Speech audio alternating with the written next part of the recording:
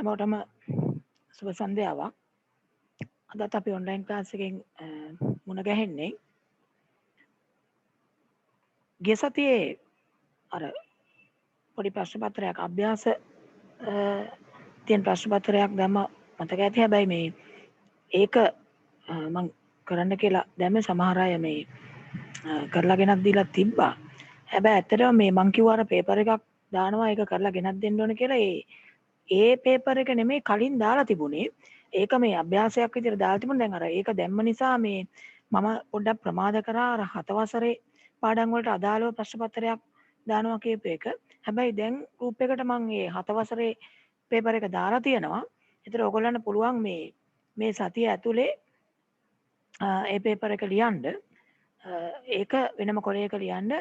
මේ ඒ පේපර් එකයි මේ කරලා ගෙනත් දෙන්න කියලා කිව්වේ අර කලින් අභ්‍යාස විදියට දුන්න එක නෙමෙයි. ඒකත් සමහර අය දැන් අභ්‍යාසයක ගෙනත් දීලා තිබ්බා. ඒක අවශ්‍ය නැහැ.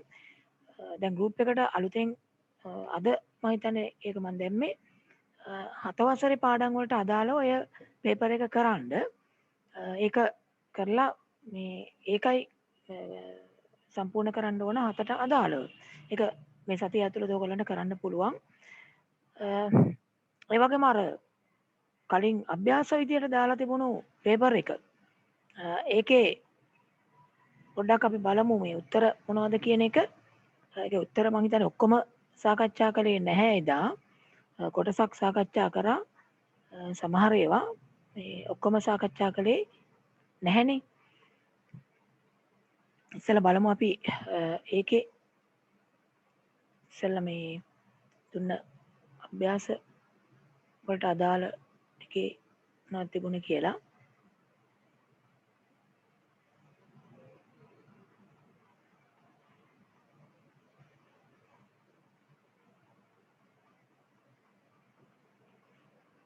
ගිය සතියේ අපි ශුද්‍ර ජීවීන් සම්බන්ධ කොටස ඉවර කරා.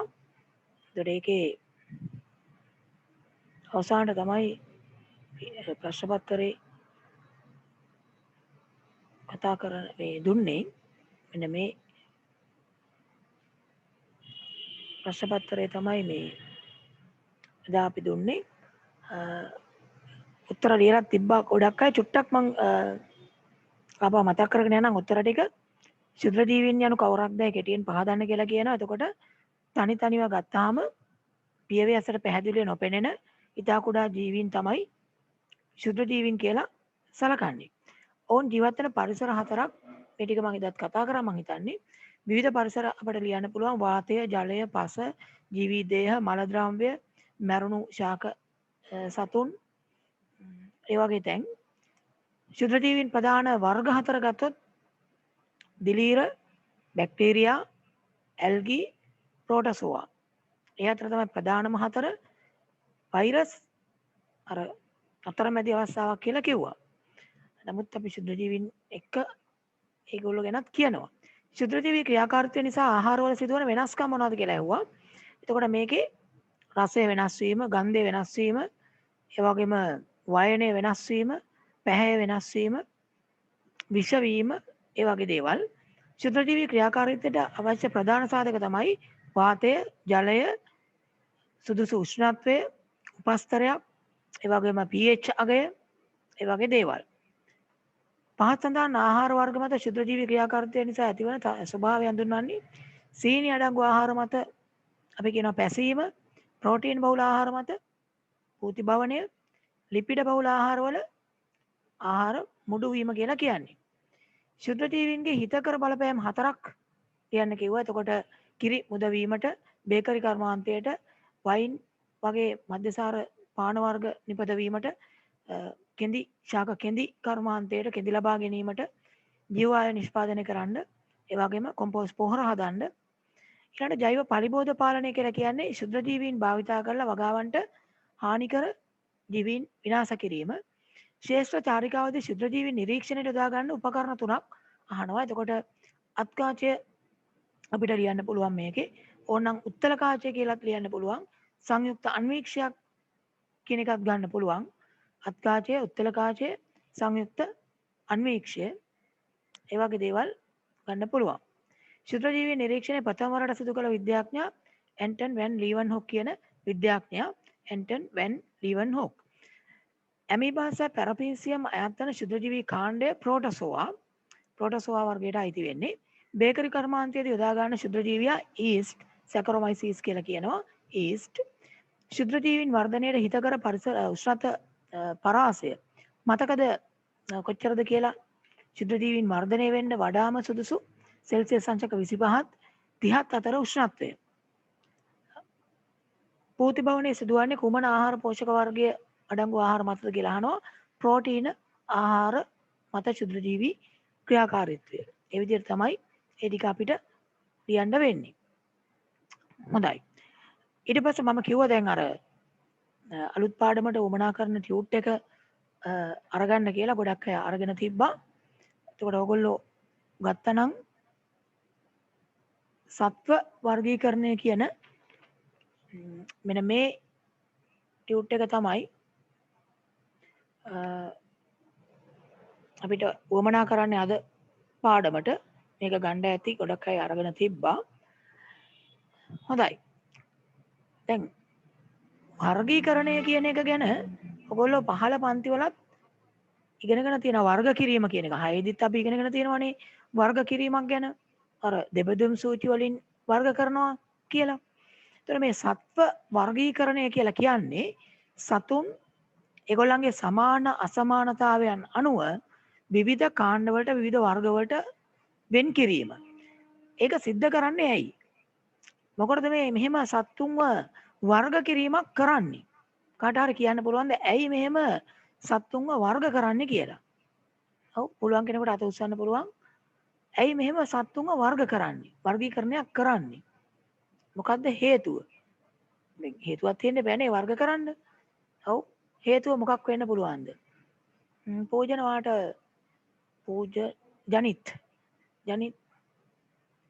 ජනිත් කිව්වට දැන් නම තියෙන්නේ ජනිති හරියට පේන්නේ නැහැ.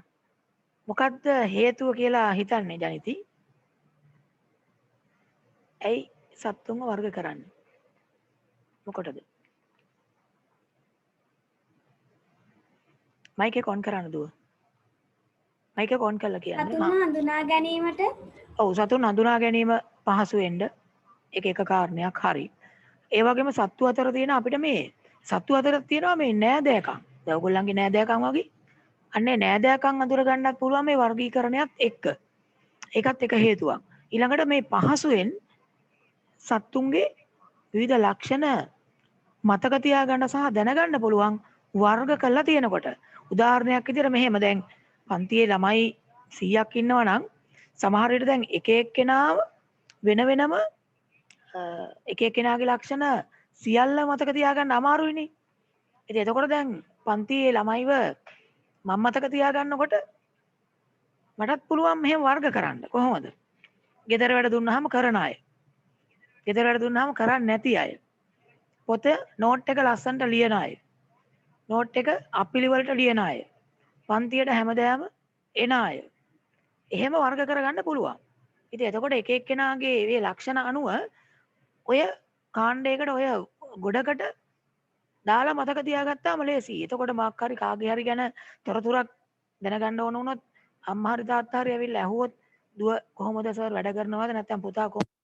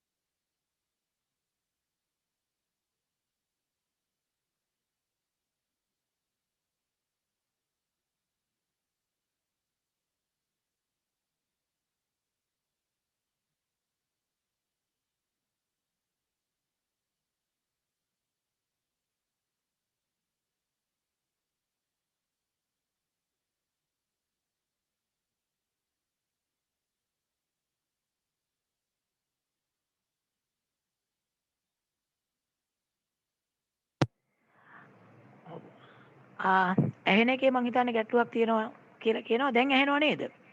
සිතුකි දැන් ඇහෙනව නේද? සිතුකි දැන් ඇහෙනවනේ. හොඳයි. හරි. මේ මම කියමින් හිටියේ දැන් ඔයගොල්ලන්ට මේ ටියුට් එක ගත්තනම් මේ ටියුට් එක ගත්තනම් මේකේ දැන් අපි පාඩම කතා කරන්න යන්නේ. එතෙන්දී ගිය සතියේ කලින් සතිවල අපි කෙලින්ම නෝට් එක සටහන් පොතේම ලිව්වා. හැබැයි දැන් මේ ටියුට් එක හදලා තියෙන්නේ පාඩම කරද්දී සම්පූර්ණ කරගෙන යන්න පුළුවන් විදියට. එතකොට ඔයගොල්ලෝ කරන්න ඕන පාඩම කරන වෙලාවේදී ටියුට් එක අපි පාඩමත් එක්ක සම්පූර්ණ කරගන්නවා. ඊට පස්සේ සතියක කාලයක් තියෙනවා ඔයගොල්ලන්ට ඊළඟ ඔන්ලයින් ක්ලාස් එක දක්වා. ඒ කාලය තුල ඔයගොල්ලෝ මේ ලියපු නෝට් එක, ඒ කියන්නේ මේ ටියුට් එකේ ලියපු Taman සම්පූර්ණ කරපු කොටසයි ටියුට් එකේ තියෙන ටිකයි ඒ ටික සියල්ලම තමන්ගේ නෝට් එක විදිහට තමන්ගේ සටහන් පොතේ ලියන්න ඕන. එතකොට එක පැත්තකින් මේක ඔයගොල්ලන්ට පාඩම් කිරීමකුත් වෙනවා. අනිත් පැත්තෙන් දැන් සමහර අයට තියෙනවනේ ගැටලුවක් මේ මම පාඩම උගන්වන අතරේ නෝට් එක ලියාගෙන යනකොට සමහර අයට වේගය වැඩි හින්දා ලියා ගන්න බැරි වෙනවා කියනවා. සමහර අයට වේගෙන් කියනකොට අකුරු ලස්සනට ලියන්න බැරි වෙනවා කියනවා. ඒතර මේ ගැටලු දැන් මගහරව ගන්න පුළුවන්. ඔයගොල්ලෝ පුළුවන් තරම් ලස්සනට ටියුට් එකේ ඒ පුළුවන් තරම් ලස්සන අකුරු වලින් ලියන්න.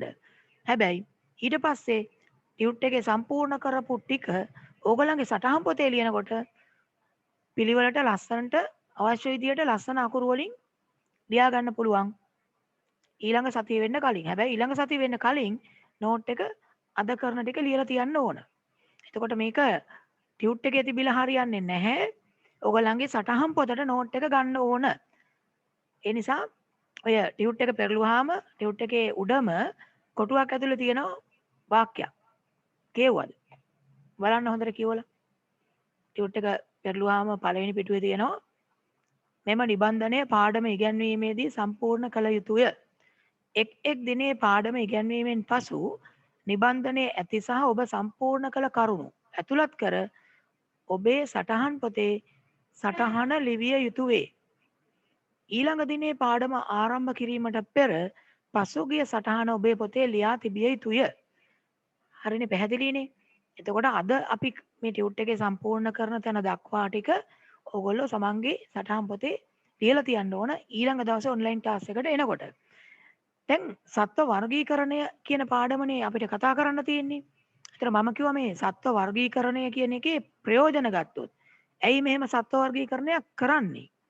එකක් තමයි සත්තුන්ව පහසුවෙන් අපිට වෙන් කරන්න පුළුවන්, අඳුන ගන්න පුළුවන්, ඒගොල්ලන්ගේ ලක්ෂණ මතක තියාගන්න පුළුවන් ලේසියෙන්. ඒ විතරක් නෙමෙයි. සත්තු අතර තියෙනවා මේ අපේ වගේම නෑදෑකම් අන්න ඒවා අඳුර ගන්නත් පුළුවන් කිව්වා. හොඳයි. බලන්න ටියුට් එක ගන්නකො.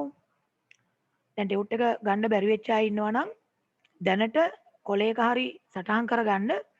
ඊට පස්සේ මේ සතිය ඇතුලේ දැන් ටියුට් එක ගන්න පුළුවන් ආයතන වලින් තිනතයට ගන්න පුළුවන් තිනතේ ඔෆිස් එකෙන් ඔසාකයකින් ගන්න පුළුවන් ඔසාකයකට එන අයට මේ සතිය ඇතුලේ ගන්න බැරි වුණා නම් මේ සතිය ඇතුලේ හරි ටියුට් එක ගන්න අරගෙන දැනට කොලේක මම කියන ඒවා එක්ක ඔයගොල්ලන්ට වැදගත් දේවල් ටික සටහන් කරගන්න. ඊට පස්සේ දැන් මේක ඉරිදාට අපි පාඩම වීඩියෝ එක ගෲප් එකට දැම්මහම ගන්න බැරි වෙච්ච අයට මම මේ කියන්නේ ටියුට් එක මේ සතිය ඇතුලේ අරගෙන හරි ටියුට් එකත් එක්ක ඊට පස්සේ වීඩියෝ එක නැවත බලමින් ටියුට් එක සම්පූර්ණ කරගෙන ඒක අඩුපාඩුව හදාගන්න පුළුවන්. අද ටියුට් එක නැති අය ඉන්නවනම්. හොඳයි. බලන්න මේකේ තියෙනවා පරිසරයේ විවිධාකාර සතුන් සිටින අතර විවිධ නිර්ණායක පදනම් කරගනිමින් ඔවුන් කාණ්ඩවලට වෙන් කළ හැකිය. මොකද්ද මේ විවිධ නිර්ණායක කියන්නේ? විවිධ නිර්ණායක පදනම් කරගෙන කියන්නේ මොනවද මේ නිර්ණායක කියන්නේ? නිර්ණායක කියලා කියන්නේ මෙන්න මේ සත්තුන්ව වෙන් කරන්න අපි පාවිච්චි කරන ලක්ෂණ. යම් යම් ලක්ෂණ මත පදනම් වෙලා තමයි වෙන් කරන්නේ. එතකොට අපි මේ වෙන් කිරීමට ගන්න ලක්ෂණ තමයි නිර්ණායක කියලා කියන්නේ. ඉතින් විවිධාකාර මේ නිර්ණායක ගන්න පුළුවන්. හැබැයි මෙහෙම සත්තු වර්ග කරනකොට පොදුවේ විශාල සත්තු ගොඩක් ඉන්නවනේ ලෝකේ. එතන මෙහෙම වුන් ඒගොල්ලොන්ව මේ වර්ග කරනකොට මෙහෙම මේ පොදු ලක්ෂණ අනුව වර්ග කිරීම නැත්නම් කාණ්ඩ කිරීම තමයි සත්ත්ව වර්ගීකරණයේ විදිහට පොදුවේ හඳුන්වන්නේ. ඒ කියන්නේ සත්තුන්ගේ පොදු ලක්ෂණ මත ඔවුන් කාණ්ඩ කරන එකට තමයි සතුන් වර්ගීකරණය කිරීම කියලා කියන්නේ. හරි. ඕකේ දෙවෙනි වාක්‍ය බලමු. ටියුට් එකේ දැන් සම්පූර්ණ කරන්න පුළුවන් ද බලමු. මෙලෙස සතුන් ඔවුන්ගේ පොදු ලක්ෂණවලට අනුව කාණ්ඩ කිරීම සත්ව වර්ගීකරණය ලෙස හැඳින්වේ. එහෙනම් ඒක සම්පූර්ණ කරගමු. මෙලෙස සතුන් ඔවුන්ගේ පොදු ලක්ෂණවලට අනුව කාණ්ඩ කිරීම සත්ව වර්ගීකරණය ලෙස හැඳින්වේ. දැන් අර ප්‍රශ්න පත්‍රය ලියන්න යන්න එපා මේ වෙලාවේ. ප්‍රශ්න පත්‍රයේ මේ ඊළඟ දවස් 5 වගේ ඇතුළත ලියලා සම්පූර්ණ කරන්න. දැන් ඒක ලියන්න යන්න එපා. ගෲප් එකේ තියෙනවා. ඊළඟ දවස් 5 වගේ ඇතුළත ඒක සම්පූර්ණ කරන්න. එහෙනම් සත්ත්ව වර්ගීකරණය කියලා කියන්නේ පොදු ලක්ෂණ අනුව සත්තුන්ව කාණ්ඩ කිරීම. හරි. එතකොට මේකේ තියෙනවා මෙන්න මේ වාක්‍ය හයිලයිට් කරගන්න පුළුවන්. සතුන් වර්ගීකරණය කිරීමෙන් ඔවුන් පිළිබඳ අධ්‍යයනය පහසු වේ. ඔක තමයි ප්‍රධානම හේතුව සත්තුන්ව වර්ගීකරණය කරන්න. සතුන් වර්ගීකරණය කිරීමෙන් ඔවුන් පිළිබඳ අධ්‍යයනය පහසු වේ. ඒක තමයි ප්‍රධානම වාසිය වර්ගීකරණය කිරීම මගින් ඇතිවෙන. ඒ වාක්‍ය හයිලයිට් කරන්න. හරි. දැන් මං කියවනේ නිර්ණායක මත පදනම් වෙලා තමයි සත්තු වර්ග කරන්නේ. යම් යම් ලක්ෂණ තෝරගෙන. ඉතින් එහෙම සත්තු විශාල ප්‍රමාණයක් මේ ලෝකේ ඉන්නවනේ. ඒගොල්ලන්ව මූලිකම කාණ්ඩ දෙකකට වෙන්කරන්න යොදා ගන්න ප්‍රධානම නිර්ණායකයක් තියෙනවා.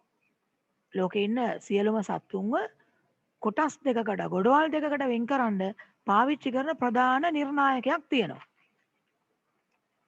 ඔව්. අපිට මේ සමහර සත්තු නිරීක්ෂණය කරාම පේන දෙයක් තමයි ඒගොල්ලන්ගේ තියෙන කොඳු වැට පෙලක්. සමහරුන්ගේ කොඳු වැට පෙලක් නැහැ. දැන් ඕගොල්ලෝ ওই දෙකෙන් කෝකටද අයිති වෙන්නේ? කොඳු වැට පෙලක් තියනවද නැද්ද? ෂුවර් එකටම තියෙනවා. කොඳු වැට පෙලක් තියන අය තමයි අපි. එතකොට මේ උරංගයෝ කොඳු වැට පෙලක් තියනවද නැද්ද? තියනවා කියන කට්ටිය අත උස්සන්න බලන්න. උරංගයින්ට කොඳු වැට පෙලක් තියනවා කියන කට්ටිය අත උස්සන්න බලන්න.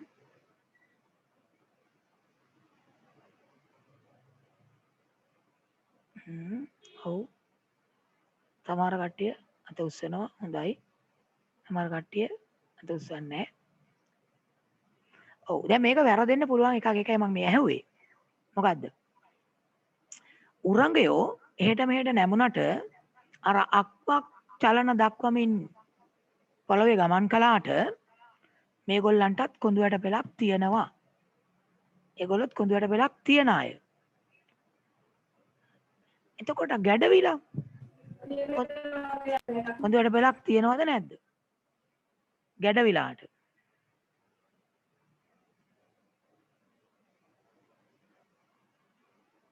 ගැඩවිලා කොඳු වැට පෙලක් තියනවද නැද්ද? ඔව්. තරින් කියන්න පුළුවන් ද උත්තරයක්? ගැඩවිලාට කොඳු වැට පෙලක් තියනවද නැද්ද? නෑ. ඔව්. ගැඩවිලාට කොඳු වැට පෙලක් නෑ. හොඳයි. හැබැයි අර නයා පොළඟා ගැරන්ඩියා උරංගයින්ට කොඳු වැට පෙලක් තියෙනවා. එහෙනම් මේ ලෝකේ ඉන්න සත්තුන්ව වර්ග කරනකොට කාණ්ඩ කරනකොට ප්‍රධානම නිර්ණායකය විදිහට යොදා ගන්නවා කොඳු වැට පෙලක් තියනවද කොඳු වැට පෙලක් නැද්ද කියන කාරණය. කොඳු වැට පෙලක් තියන අයට නමක් කියනවා. මොකද්ද? කොඳු වැට පෙලක් තියන අය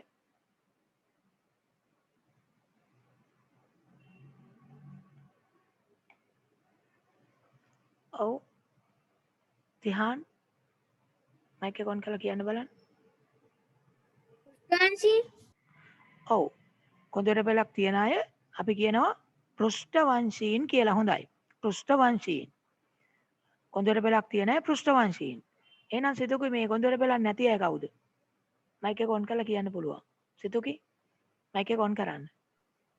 කොඳුරට පෙලක් අපෘෂ්ඨවංශී ඔව් හොඳයි. අපෘෂ්ඨ වංශීන්.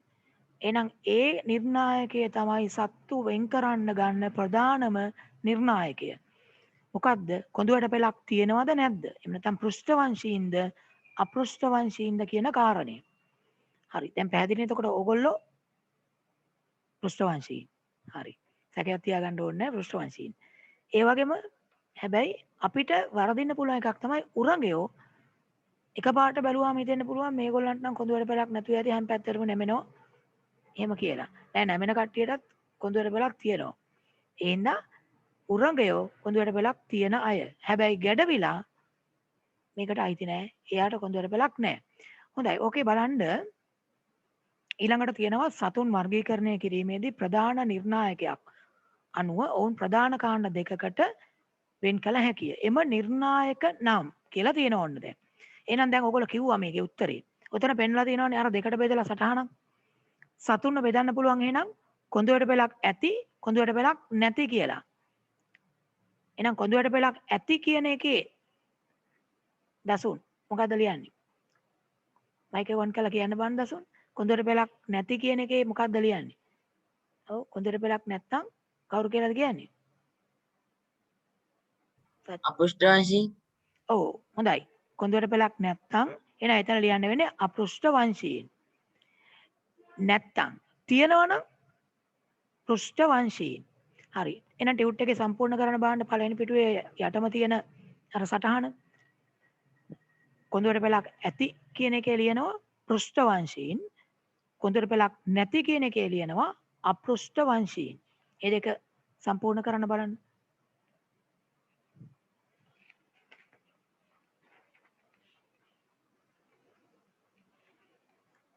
හරි. ඊට පස්සේ දැන් ඔය කීප දෙනෙක් ගැන ඔයගොල්ලෝ කිව්වානේ කොඳුරට පෙලක් තියනවද නැද්ද කියලා. එහා පැත්ත පිටුව පෙරලන්නකෝ.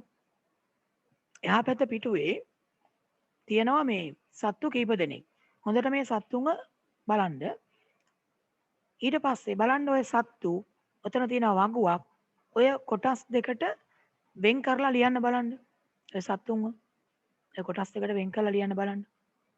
කොහොමද ලියන්න පුළුවන් කියලා.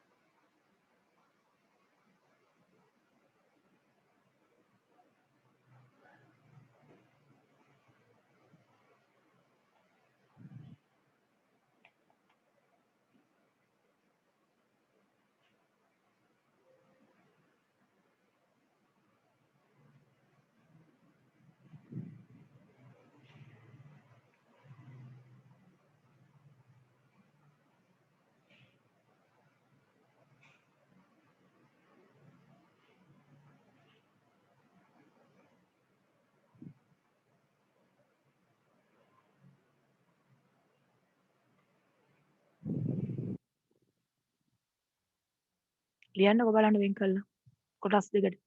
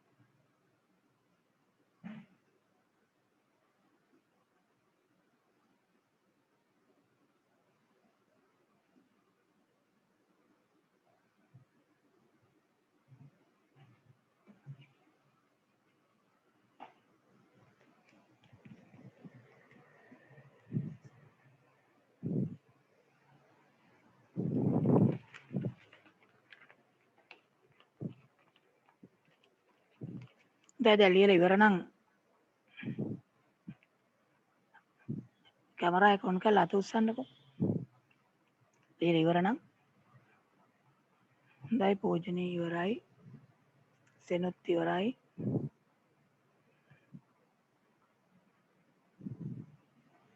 හොඳයි තව සුපිපි ඉවරද? සුපිපි ඉවරද? ඉවරයි. සිතුකි ඉවරද? ඉවරයි. හොඳයි. සෙනුත් තරින් සනුක ඉවරද?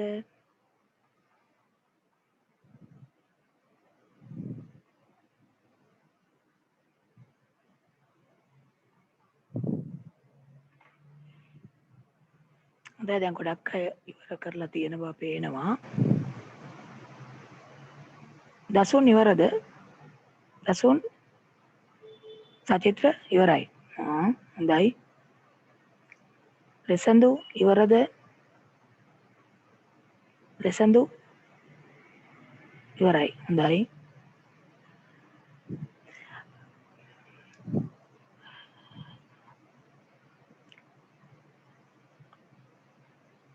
අනුග ඉවරද?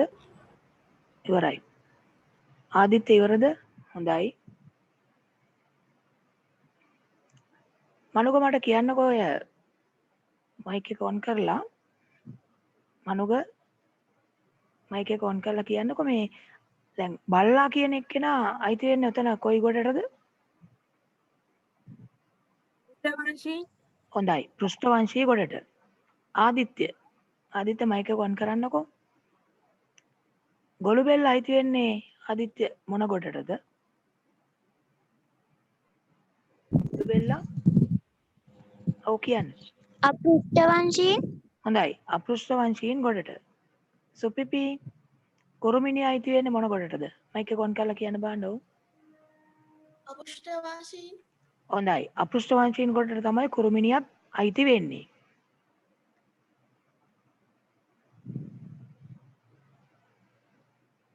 එසඳු කුකුලා අයිති වෙන්නේ කොයි ගොඩටද? එසඳු පෘෂ්ඨවංශීන් පෘෂ්ඨවංශීන් ගොඩට. හොඳයි. ඔය මයික් එක මේ කැමරා එක ඔන් කරලා නැති කට්ටියත් කැමරා එක ඔන් කරන්නකෝ.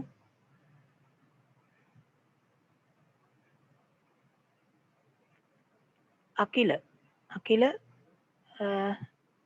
අලියා අයිති වෙන්නේ කොයි ගොඩටද? මයික් එක ඔන් කරලා කියන්න. පෘෂ්ඨවංශීන් පෘෂ්ඨවංශීන්. පෘෂ්ඨවංශීන් හොඳයි.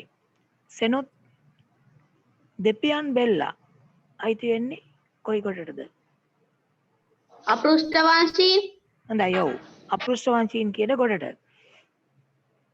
ඊළඟට ඉන්නවා පිඹුරා දිලුම්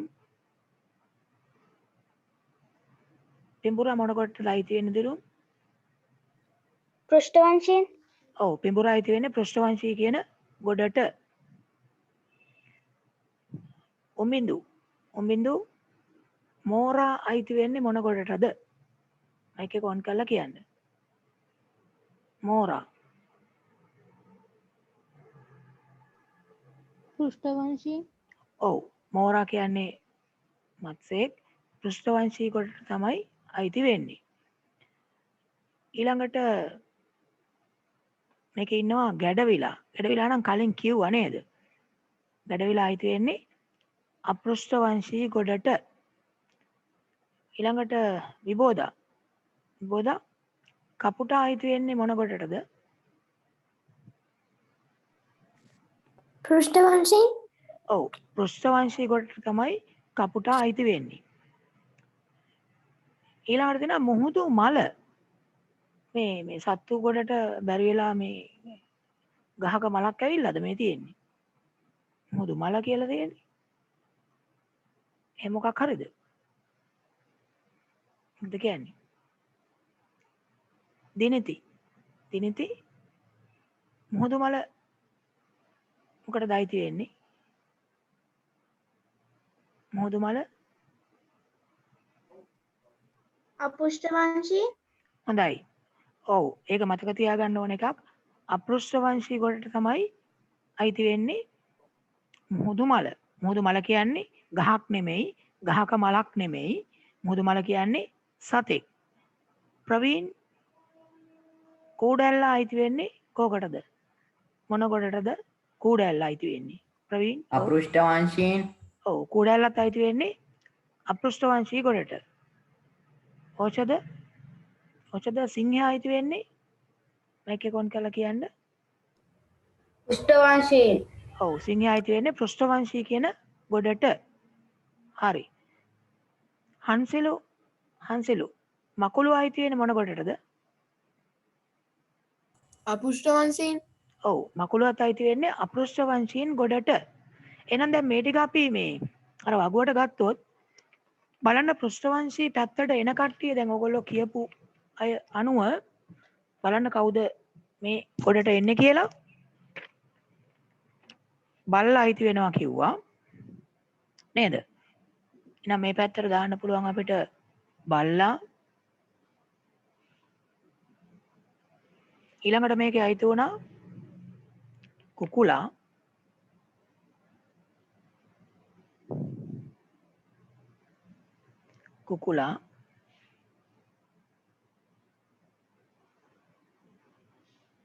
ඒ වගේම අලියා.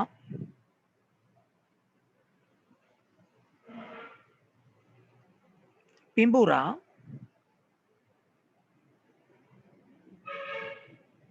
ඔයගොල්ලෝ ලියපු ඒවා මේ ඔක්කොම තියනවද කියලා බලන්න. මෝරා.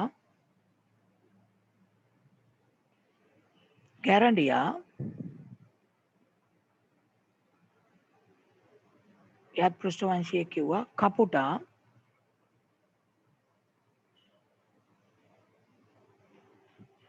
සිංහයා. මේගොල්ලෝ පෘෂ්ඨ වංශීන් 8 දෙනෙක් ඉන්නව නේද? එහා පැත්තේ අපෘෂ්ඨ වංශීන් කියන ගොඩට අයිති වෙනවා. බලන්න හොඳින් කවුද මේ ගොඩට අයිති වෙන අය. ගොළුබෙල්ලා.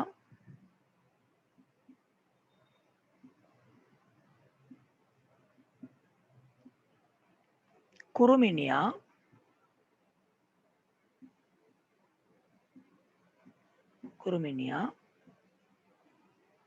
දෙපියන් බෙල්ලා. ඔය මුහුදු වෙරළ එහෙම හම්බ වෙන්නේ. දෙපියන් බෙල්ලා. ඒගොල්ලන්ටත් කොඳුවට පෙලක් නැහැ. ඊළඟට ගැඩවිලා. එයාත් කොඳුවට පෙලක් නැති එක්කෙනෙක්. මුහුදු මල.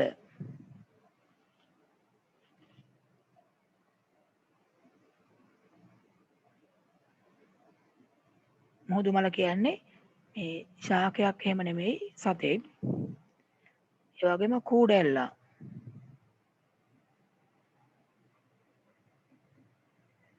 මකුළුවා.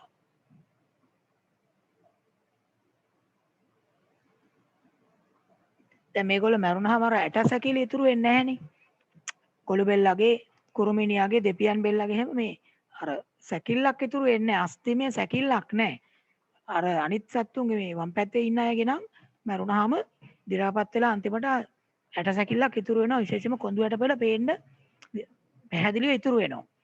ඒතර මේ අපෘෂ්ඨ වංශීය අයගේ හැම ඇට සැකිල්ලක් කොඳු ඇට පෙළක් නැහැ. හරි. එහෙනම් ඔතන ප්‍රධාන කාණ්ඩ දෙකකට වෙන් කරන්න පුළුවන් බව පේනවා ඇති මේ පරිසරයේ දැන් ලෝකේ ඉන්න සත්තුන්ව. දැන් මේ කොඳුයට පෙලක් නැති අයනේ අපෘෂ්ඨ වංශීන් කිව්වේ. ඒතර මේ අපෘෂ්ඨ වංශීන් කියන කට්ටිය දැන් මේ බැලුවා මෙතන ඉන්න ගොළු බෙල්ලෙක්, කුරුමිනියෙක්, දෙපියන් බෙල්ලෙක්, ගැඩවිලෙක්, මුහුදු මලක්, කූඩැල්ලෙක්, මකුළුවෙක්. හැබැයි දැන් මේගොල්ලොත් අර ප්‍රධානම නිර්ණායකයක් අනුව කොඳුයට පෙලක් නැහැ කියලා එක ගොඩකට වැටුණට ඔයගොල්ලෝ දන්නවා මේ අය අතරේ අසමානකම් තියෙනවනේ. දැන් ගොළු බෙල්ලයි කුරුමිනියයි සමාන නැහැනේ. ඒ වගේම ගැඩවිලයි මකුළුවයි සමානත් නැහැ. මේගොල්ල අතර අසමානකම් තියෙනවා. එතකොට දැන් මෙන්න මේ අපෘෂ්ඨ වංශීන් කියන කාණ්ඩය ඇතුලේ පොදු ලක්ෂණ පදනම් කරගෙන ඒ අය නැවත වර්ග කරලා තියෙනවා. ඒක මේ විද්‍යානුකූලව යම් යම් ලක්ෂණ සලකා බලලා අපෘෂ්ඨවංශීන් කියලා වෙන් කරපු ගොඩ ඉන්න අයත් නැවත කාණ්ඩ කරලා තියෙනවා. එහෙම අපෘෂ්ඨවංශී කාණ්ඩ වර්ග 30 ගාණක් විතර තියෙනවා. ඒකෙන් 4ක් තමයි අපි 8 ඉගෙන ගන්න. ඒ අපෘෂ්ඨවංශීන් කියන අය ආය වෙන් කරගෙන ගියොත් කාණ්ඩ 30 ගාණක් විතර තියෙනවා. ඒකෙන් 4ක් තමයි අපි මේ 8 ඉගෙන ගන්න. දැන් අපෘෂ්ඨවංශීන් වර්ගීකරණය කියලා තියෙනවා. බලන්න ඊළඟට අනුමාත්‍රකාවක්. අපෘෂ්ඨවංශීන් වර්ගීකරණය කියන්නේ කොඳු වැට පෙලක් නැති අයව වර්ග කිරීම. පොදු ලක්ෂණ පදනම් කරගෙන පෘෂ්ඨවංශීන් විද්‍යානුකූලව සිදු කර ඇති වර්ගීකරණයක් මගින් කාණ්ඩවලට වෙන් කර ඇත. ඉන් කීපයක් නම් කියලා එහෙම වෙන් කරපු කාණ්ඩ 4ක් ගැන අපිට මේ 8 දී කතා කරන්න තියෙනවා. ආපහු මේ කොටස 10 දිත් ඔයගොල්ලන්ට හම්බ වෙනවා. මේ ටිකත් එක්ක තව චුට්ටක් වැඩිපුර කතා කරනවා. එතනින් එහාට ගියාම උසස් පෙළට විද්‍යාව කරනවා නම් ඒ ටිකත් එක්ක තව ටිකක් ඉස්සරහට කතා කරනවා. හැබැයි ඒ ඉස්සරහට යන්න මේ ටික අනිවාර්යයෙන්ම ඕන. ඒ නිසා මේ ටික හරියටම ඔලුවට දාගන්න.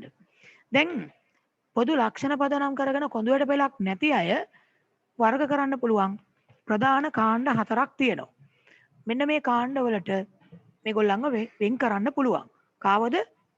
අපෘෂ්ඨවංශීන් කියන කට්ටිය. කොඳුයට පෙලක් නැති අය. අපෘෂ්ඨවංශීන්.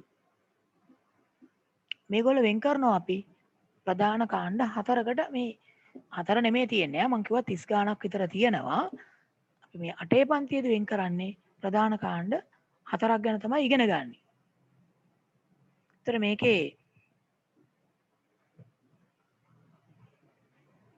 එක කාණ්ඩයකට කියනවා නිඩාරියා කියලා.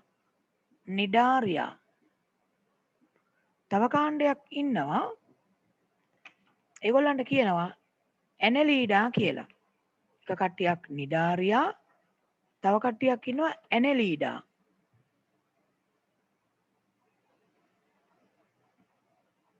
ඇනලීඩා ගොඩට තමයි ඔය ගැඩවිලා කූඩැල්ල එහෙම අයිති වෙන්නේ. නිඩාරියා ගොඩට තමයි අර කලින් කියපු මුහුදු මල ඊළඟට ඔයගොල්ලෝ අර 6 දිගිනගෙන දැන් ජෙලිෆිෂ් එහෙම අයිති වෙන්නේ නිඩාරියාවන්ට. ඒ වගේම තව කට්ටියක් ඉන්නවා මොලුස්කා කියලා. මෘදු ඇඟක් තියෙන අය මොලුස්කා.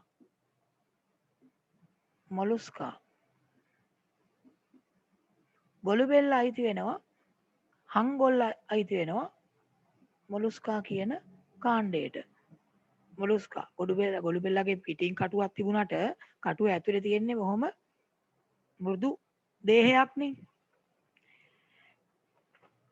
ඊළඟ කට්ටිය තමයි ලෝකේ වැඩිපුරම ඉන්න සත්ව කාණ්ඩය. ඒගොල්ලන්ට කියන්නේ ඔය ක්‍රොමීන් අයිති වෙන කාණ්ඩය. ඒගොල්ලන්ට අපි කියන්නේ ආත්‍රොපෝඩා කියලා. ආත්‍රොපෝඩා.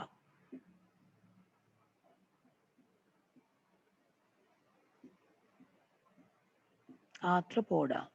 ක්‍රොමීන් අයිති වෙන්නේ මේකට. ඒතර මේකට තමයි මැස්සෝ, ගෙමැස්සෝ, සමනල්ලෝ, කැරපොත්තෝ, මකුලුවෝ, කකුලුවෝ ඒගොල්ලෝ ඔක්කොම අයිති වෙන්නේ. මදුරුවෝ. එහෙනම් ප්‍රධාන කාණ්ඩ 4 ඔතන 1 2 3 4 දාලා ලියන්න තියෙනවනේ. ඒ කාණ්ඩ 4 ලියමු. ප්‍රධාන කාණ්ඩ 4 නිඩාරියා, ඇනලීඩා, මොලුස්කා, ආත්‍රොපෝඩා. ඒ ටික ලියන්නකෝ.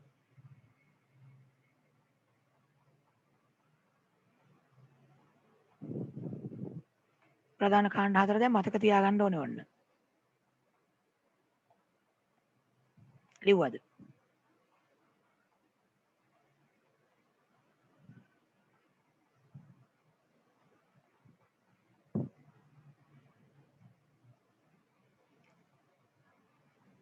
හරි. දැන් ඊට පස්සේ බලන්න නිඩාරියා කියලා වෙනම තියෙනවා. දැන් නිඩාරියාව ගැන තමයි අපි කතා කරන්න යන්නේ.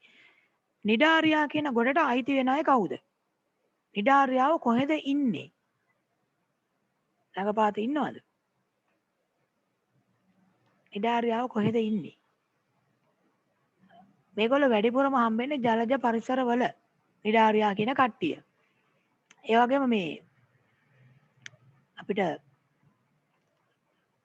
6දී එහෙම හම්බ වෙච්ච මුහුදු මල, ජෙලිෆිෂ්, තව ඉන්නවා සේලියා කියලා එක්කෙනෙක්, අර කොරල් බුහුබාවු, අන්න ඒගොල්ලෝ අයිති වෙන්නේ නිඩාරියා කියන කාණ්ඩයට. ඔතන තියෙනවා රූප කීපයක් බලන්න. නිඩාරියා කියලා රූප කීපයක් තියෙනවා නේද? ඔය පළවෙනියටම ඉන්න එක්කෙනා මොකක් කියලාද හිතන්නේ? මකුළු දැල් කඩන එකකින් කැඩිච්ච කෑල්ලක් කියලා හිතනවද? අර මකුළු දැල් කඩන්න තියෙන්නේ ඒකෙන් ගැලවිච්ච කෑල්ලක්ද? සිනිඳු.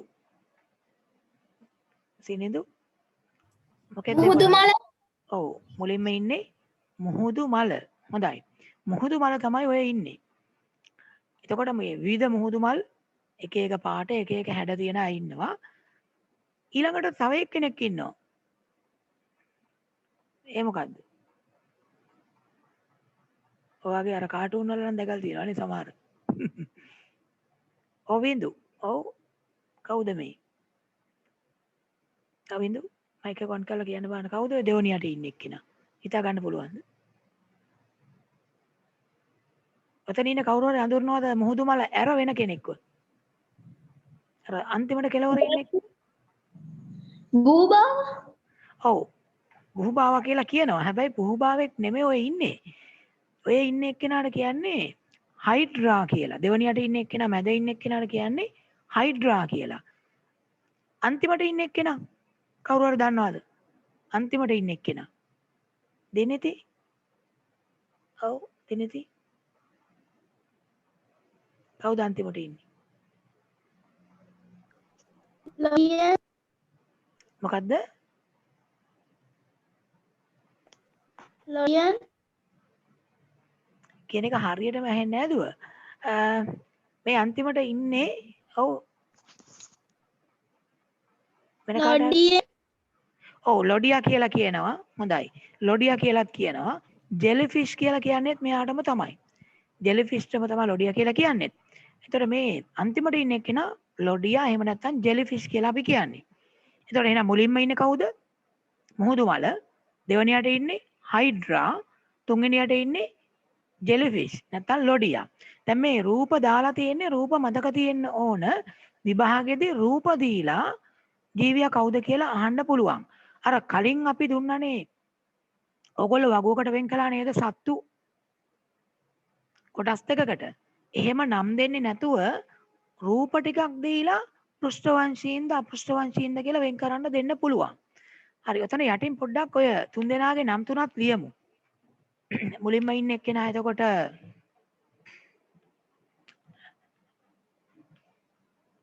මේ විදිහට මේ ඉන්න එක්කෙනා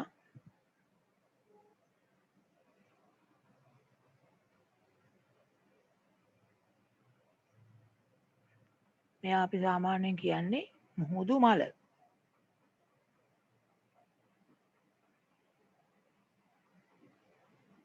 මුහුදු මල. ඊළඟට ඉන්න එක්කෙනා එයාට කියනවා හයිඩ්‍රා කියලා.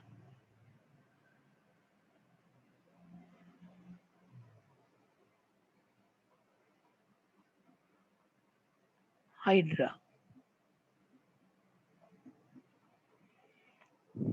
ඊළඟට ඉන්න එක්කෙනා ජෙලිෆිෂ්. එක එක විදිහේ ජෙලිෆිෂ්ලා ඉන්නවා.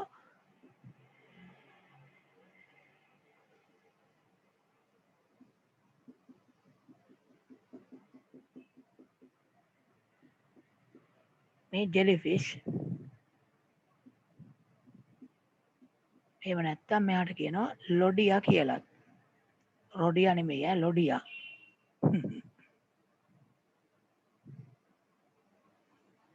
අරද්දලා එහෙම ලියන්න එපා. ජෙලිෆිෂ්. හැබැයි මතක තියාගන්න මෙයා ෆිෂ් කිව්වට ෆිෂ් කෙනෙක් නෙවෙයි. මේ ජෙලිෆිෂ් කිව්වට ෆිෂ් කෙනෙක් නෙවෙයි. ඇයි? ෆිෂ් නම් ඒගොල්ලෝ අයිති වෙන්නේ පෘෂ්ඨවංශී ගොඩට. මෙයා ෆිෂ් කිව්වට ෆිෂ් කෙනෙක් නෙමෙයි. ඒක හොඳට මතක තියාගන්න. ජෙලිෆිෂ් කෙනෙක් කෙනා මාළුවෙක් නෙමෙයි. එයා කොඳුර පෙලක් නැති මේ ඊට වඩා ප්‍රාථමික මට්ටමේ සත්වෙක්. මේ නිඩාරියා කට්ටියටත් කියන තව නමක් තියෙනවා. නිඩාරියාවන්ටම කියනවා තව නමක්. කවුරු හරි දන්න කෙනෙක් ඉන්නවද? නිඩාරියාවන්ට කියන වෙන නමක්. නිඩාරියා කියන කට්ටියටම තව නමක් පාවිච්චි කරන විද්‍යාවේදී. ඔවින්දු මොකද්ද කියන්නේ? විලෝපිකය. ඔව්. සිග්නල් වල මොකක් හරි ඇවුලක් තියෙනවා. මට සින්දුවක් කියනවා වගේ ඇහුනේ. ඔව් උත්තරේ කියන්න නැති මට පැහැදිලිව ඇහුන්නේ නැහැ. සිග්නල් වල මොකක් හරි ඇවුලක් තියෙනවා. ඔව් මෙයාට කියනවා සිලින්ටරේටා කියලා. දැන් සිලින්ටරේටා කියලා කියනවා. නිඩාරියා කාණ්ඩයටම කියනවා සිලින්ටරේටා කියලා. සිලින්ටරේටා. අපි ඒක උතන මේ ලියලා තියමු.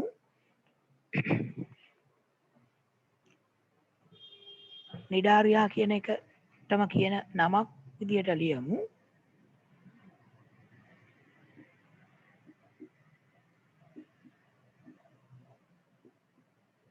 සිලින්ටරේටා කියලා කියනවා නිඩාරියාවන්ටම.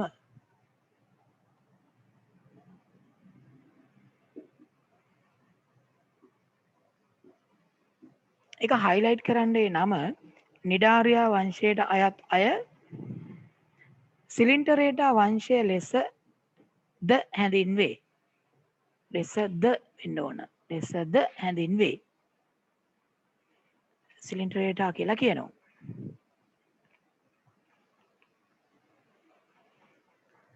දැන් මේ සිලින්ටරේටා නැත්තම් නිඩාරියා කියන කට්ටියගේ විශේෂ ලක්ෂණ ටිකක් තියෙනවා. ඒ ලක්ෂණ තියෙනවා නම් තමයි අපි ඔය ගොඩට දාන්නේ. එතකොට බලන්න අර කලින් මේ ඇඳපු රූප කීපය බැලුවොත් මේ මුහුදු මල හයිඩ්‍රා ජෙලිෆිෂ් වගේ අය ගත්තොත් අපිට පුළුවන් මේ මුහුදු මල මෙහෙම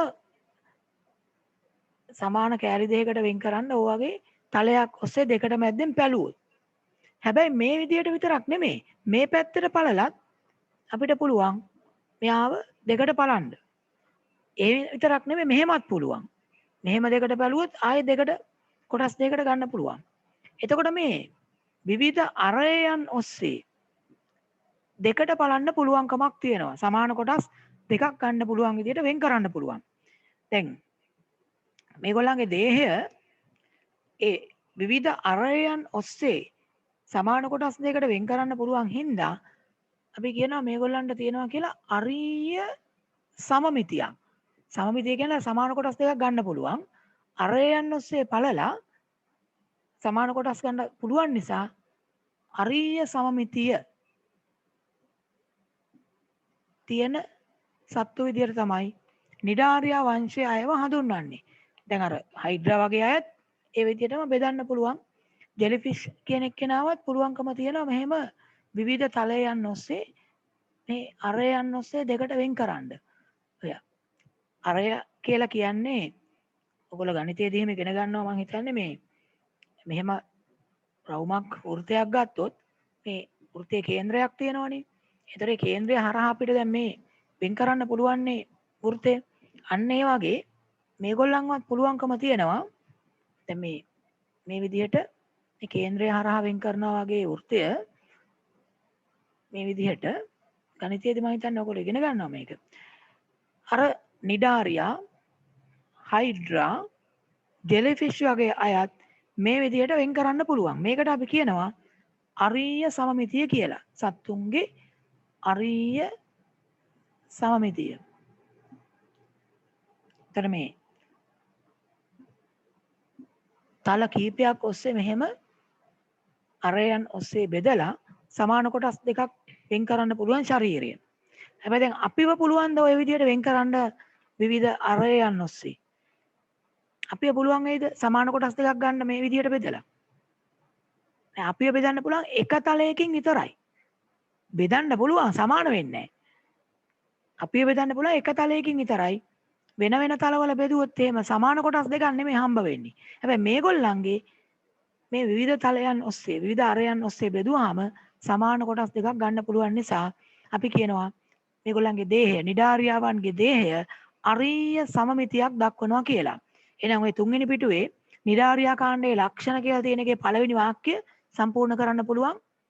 දේහය එහෙනම් මොන සමමිතියක්ද? අරීය සමමිතියක්. අරීය සමමිතියක් කියන වචනය highlight කරන්න. අරීය සමමිතියක් කියන වචනය highlight කරන්න. අරීය සමමිතියක් දක්වයි. දැන් මේ පාඩමේ පාඩම් කරනකොට දැන් පාඩම් කරගන්න ඕන ටිකක් මේ. ඒ කියන්නේ මේ එක එක කාණ්ඩවල ලක්ෂණ පාඩම් කරන්න වෙනවා. ඒවා විභාගෙදී අහන්න පුළුවන්. ඒ කියන්නේ නිඩාරියා වංශයේ ලක්ෂණ මොනවද? එහෙම නැත්නම් සතාව දීලා මේ සතා අයිති වෙන කාණ්ඩේ ලක්ෂණ මොනවද කියලා අහන්න පුළුවන්. නිඩාරියාවගේ රූපයක් දීලා මෙයාගේ පොදු ලක්ෂණ මොනවද කියලා. එතකොට නිඩාරියාවෙක් නම් අරීය සමමිතිය තියෙනවා. හරි. මොකක්ද අරීය සමමිතිය කියන්නේ කියලා විස්තර කරලා තමයි ඊළඟ වාක්‍යය තියෙන්නේ. කියවල බලන්න. ඊළඟ වාක්‍යයේ තියෙන්නේ අරීය සමමිතිය කියන්නේ මොකක්ද කියලා. යම් ජීවියෙකුගේ ශරීරයේ මධ්‍ය අක්ෂය හරහා යන පරිදි ඕනෑම අක්ෂයක් ඔස්සේ බෙදීමෙන් සමාන කොටස් දෙකකට වෙන් කළ හැකි වේ නම් එම ජීවියාට අරීය සමමිතියක් ඇත. යම්කිසි ජීවියෙක්ගේ ශරීරයේ මධ්‍ය අක්ෂය හරහා මැද අක්ෂයක් තියෙනවනේ. ඒක හරහා යන ඕනම අක්ෂයක් ඔස්සේ බෙදලා ශරීරයේ සමාන කොටස් දෙකක් ගන්න පුළුවන් නම් එයාට අරීය සමමිතියක් තියෙනවා කියලා තමයි අපි කියන්නේ. දැන් අපිට තියෙන්නේ අරීය සමමිතියක්ද? අපියත් පුළුවන් එක එක තලයන් ඔස්සේ බෙදන්න. බෙදන්න පුළුවන් සමාන වෙන්නේ නැහැ. ඔව්. අපේ බෙදන්න පුළුවන් වෙන්නේ සමාන කොටස් දෙකක් ගන්න පුළුවන් වෙන්නේ එක තලයකින් විතරයි. එක තලයකින් බෙදලා විතරයි සමාන කෑලි දෙකක් අපේ ශරීරයේ ලැබෙන්නේ. දෙකට බෙදන්න පුළුවන් එක තලයකින් විතරයි. ඒ නිසා අපිට තියෙන්නේ අරීය සම්මිතියක් නෙමෙයි. අපිට තියෙන සම්මිතියට කියන්නේ ද්විපාර්ශ්වික සමමිතිය කියලා. ද්විපාර්ශ්වික සමමිතිය. එක තලයකින් විතරයි සමාන කොටස් දෙකක් බෙදා ගන්න පුළුවන් අපිව.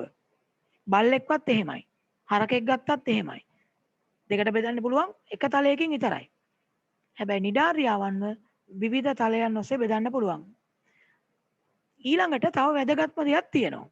දැන් අර ඉස්සල්ලා හිටපු සත්තු තුන් දෙනා මුහුදු මල, ජෙලිෆිෂ්, අනිත් එක්කෙනා හයිඩ්‍රා. කොරල් බහුභාවනුත් ඔකට අයිති. මේ මුහුදු මල ඔය කියන එක තලයක් ඔස්සේ දෙකට වෙන් කළොත් පළු දෙකකට වෙන් කරොත් ඒ දික්කඩක රේඛාමය සටහනක් ඇන්දොත් මෙන්න මේ වගේ රේඛාමය සටහනක් අඳින්න පුළුවන්.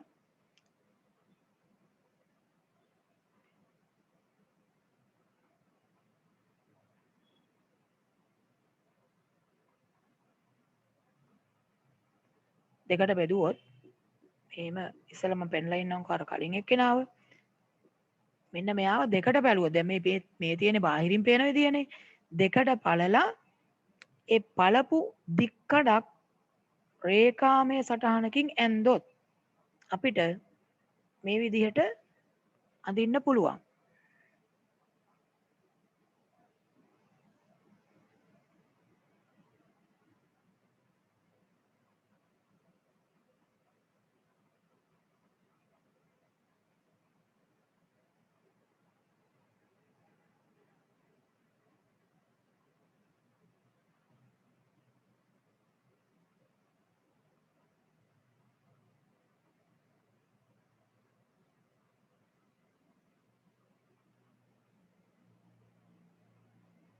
මෙන්න මේ වගේ තමයි දෙකට පැලුවාම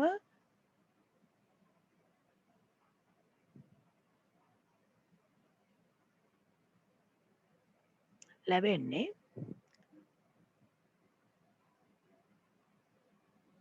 සෛල එහෙම සෛල වලින් ගොඩනැගිලා තියෙනවා.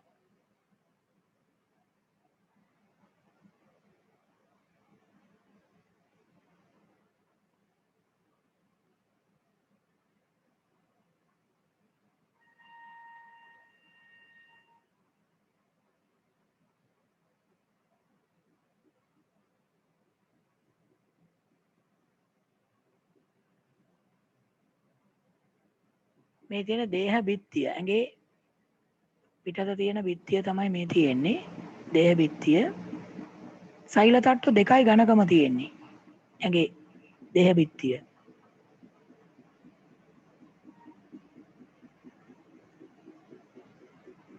මෙන්න මේ වගේ දෙකට පැලුවොත් දික්කඩක් මුහුදු මලක මෙන්න මේ වගේ දික්කඩක් විදියට තමයි අපිට අඳින්න පුළුවන් වෙන්නේ. මේ කවුද? මේ ඉන්නේ මුහුදු මල. දැන්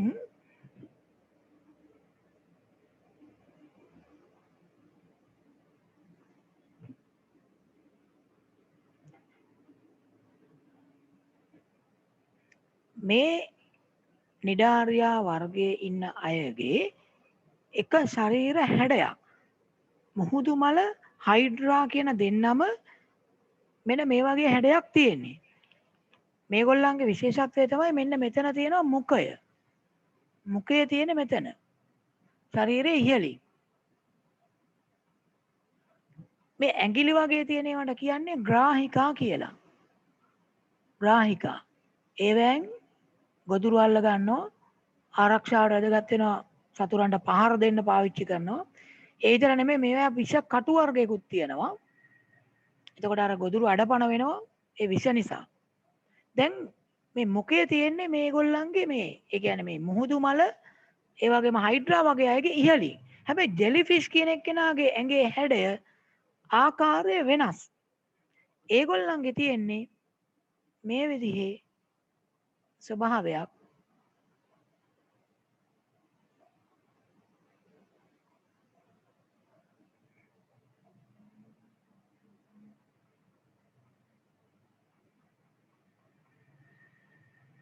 දෙකට කැපුවාම නිකන් මෙන්න මේ වගේ හැඩයක් තියෙන්නේ.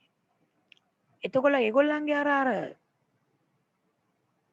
ඇඟිලි වගේ නෙරුම් තියෙන්නේ පල්ලෙහාට. ග්‍රාහිකා කියලා හඳුන්වන ඒවා තියෙන්නේ පහළට යොමු වෙලා. මේ තියෙන දේහ බිත්තිය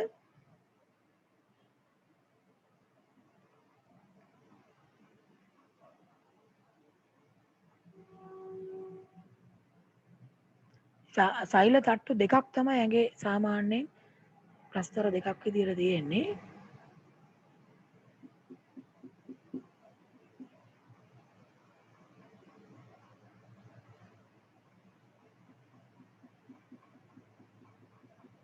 මේගොල්ලන්ගේ අර මුඛය කියන එක පහළ තියෙන්නේ. මෙන්න මෙතන තමයි මේගොල්ලන්ගේ මුඛය පිහිටන්නේ. ශරීරයේ පහළින්. මේ තියෙන්නේ අර ග්‍රාහිකා මේගොල්ලන්ගේ.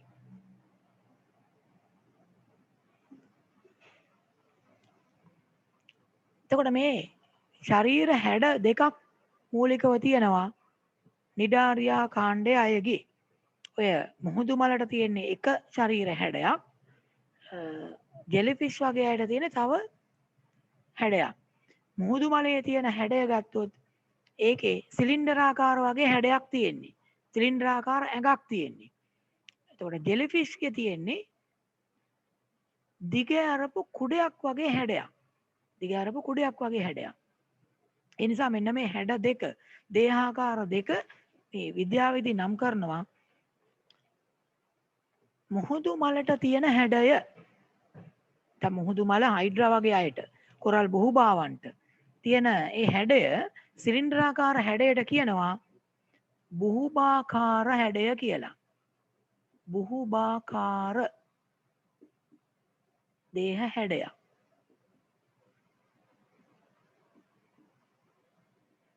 ඊළඟට ජෙලිෆිෂ් තව ඉන්නවා සේලියා කියලා එක්කෙනෙක්. දැන් ඔය ලොඩියා කියපු එක්කෙනා ජෙලිෆිෂ් තමයි ලොඩියා කියන්නේ. ඒගොල්ලෝ එක එක හැඩ ආකාර තියෙන්න පුළුවන් ප්‍රමාණ. මේ දිග අරපු කුඩයක් වගේ හැඩයට කියන්නේ මෙඩුසාකාර හැඩයක් කියලා. මෙඩුසාකාර.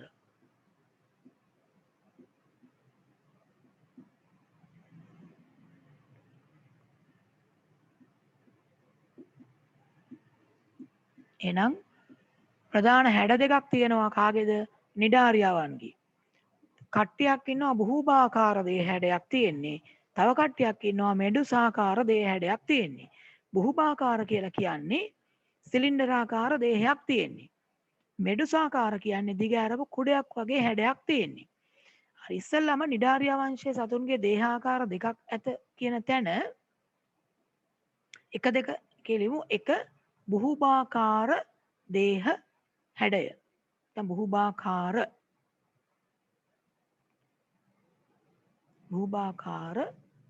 අනිත් එක මෙඩුසාකාර. දැන් මෙඩුසාකාර දේහ හැඩය. එක දෙක කියලා මේ දෙක ලියන්න. ඊට පස්සේ අතන තියෙනවානේ මේ අර වගුවක් වගේ ඒකේ මෙහෙම කොටස් දෙකේ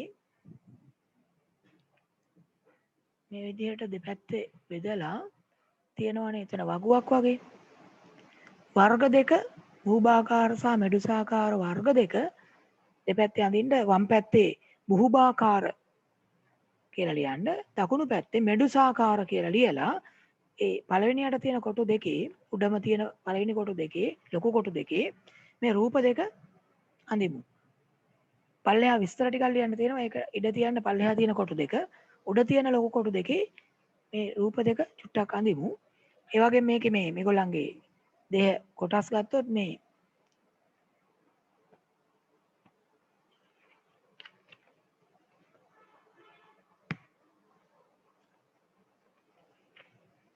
ආහාර මාර්ගය තමයි මේ තියෙන්නේ. තාම සරල ආහාර මාර්ගයක් තියෙන්නේ.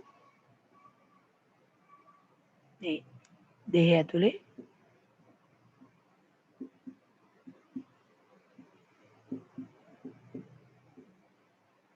අපේ වගේ සංකීර්ණ එක නෙමෙයි බොහොම සරල ආහාර මාර්ගයක්. ඒකේ විශේෂත්වය තමයි සාමාන්‍යයෙන් කියන මේ ආහාර මාර්ගය අන්ධව කෙලවර වෙනවා කියලා. අන්ධව කෙලවර වෙනවා කියන්නේ එහා පැත්තේ කෙලවරක් නැහැ. දේහෙන් බාහිරට විවෘත වෙන එක සිදුරක් විතරයි මේ නිඩාරියාවන්ට තියෙන්නේ. බුහුබාකාරයත් මෙඩුසාකාරයත් දෙගොල්ලන්ගෙම ශරීරයෙන් බාහිරට විවෘත වෙන එක සිදුරයි තියෙන්නේ. ඒ සිදුර තමයි මුඛය. එතනින් තමයි ආහාර මාර්ගය පටන් ගන්නෙ. ඉවර වෙන තැනක් නැහැ. ඉවර වෙන්නේ එතනින්ම තමයි. රූප දෙක අඳින්නකෝ.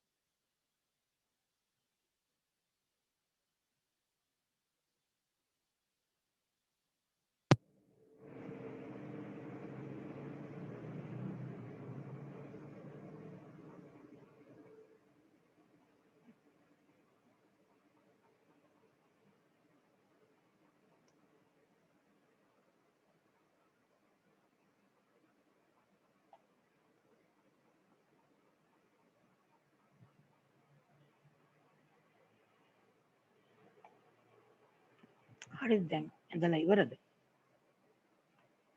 දැන් සමහර අය ඇඳලා ඉවරයි කියලා දානවා.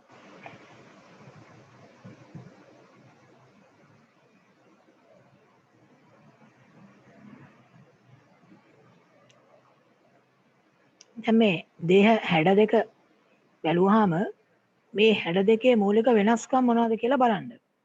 එතකොට බහුභාකාර කට්ටියගේ සිලින්ඩරාකාර හැඩයක් තියෙනවා. ඒ වගේම ශරීරයේ ඉහළ තමයි මුඛය පිහිටලා තියෙන්නේ. මෙඩුසාකාර අයගේ වක්‍ර දිග ඇරපු කුඩයක් වගේ හැඩයක් තියෙන්නේ. ශරීරය යට තමයි මුඛය පිහිටලා තියෙන්නේ. ඒක තමයි ප්‍රධාන වෙනස. හොඳයි. රූප දෙක මම හිතන්නේ ඇඳලා ඉවරයි ඇති දැන්. ඒකේ පළවෙනි බහුභාකාර කියලා රූපේ ඇඳපු පැත්තේ කොටුවට යට තව කොටුවක් තියෙනවනේ. අන්න එතන චුට්ටක් මෙන්න මේ ටික ලියා ගමු. බහුභාකාර කියන හැඩය ඇඳපු පැත්තේ පහළ කොටුවේ වෙන පාටකින් ලියමු. තරු දාලා ඒ කොටුව ඇතුළේ ලියන්න බහුභාකාර පැත්තේ කොටුවේ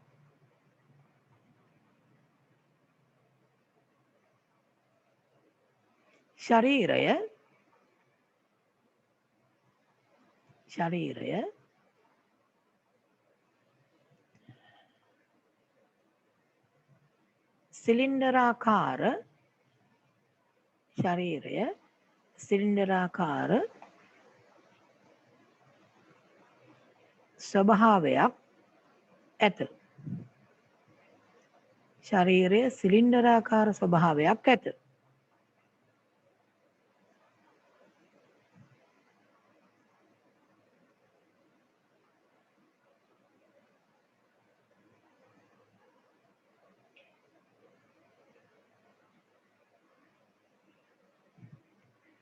ඊළඟ කාරණේ විදියට ලියන්න ඒ කොටුව ඇතුළෙම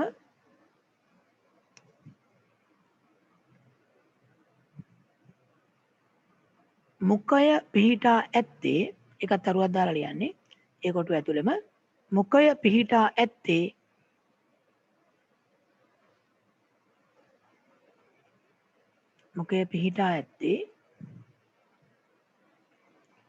ශරීරයේ ඉහළට වන ලෙසය.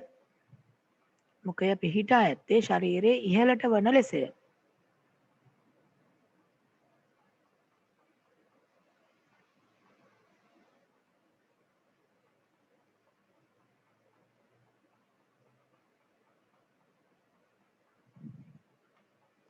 දැන් බහුභාකාර දේහ හැඩය තියෙන සත්තු කවුද කියලා ගත්තොත් මේකට අයිති වෙන අය අපට ලියන්න පුළුවන් කීප දෙනෙක්.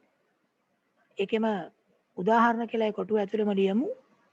බහුභාකාර හැඩය තියෙන අය ඒවා උදාහරණ මතක තියාගන්න වෙනවා. ඒක ලියන්න පුළුවන් මුහුදු මල